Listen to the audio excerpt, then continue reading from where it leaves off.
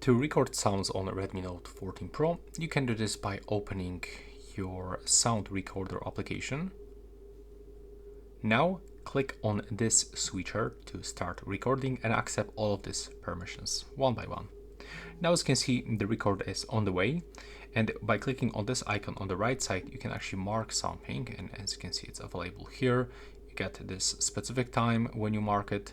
You can also delay it if you want. You can play and pause by clicking on this button, and if you want to finish, click just right here. In this place you can find your record, and by tapping on the right upper corner you can find some settings, like for example recording format. So as default we got M4A, but we can also switch into MP3.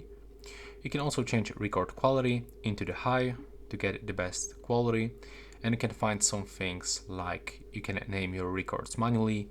You can find recently deleted items, or for example, you can play audio using the earpiece speaker. So let's check how it works.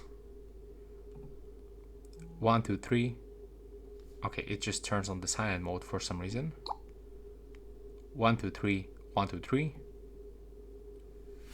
Now I'm gonna also check about the volume. Yeah, the volume was turned on. Let's try one more time. 1, 2, 3, 1, 2, 3. 1, 2, 3, 1, 2, 3. Okay, I was thinking that it's gonna, turn this voice in the live time, but it's not working like this. But yeah, that's how it actually looks.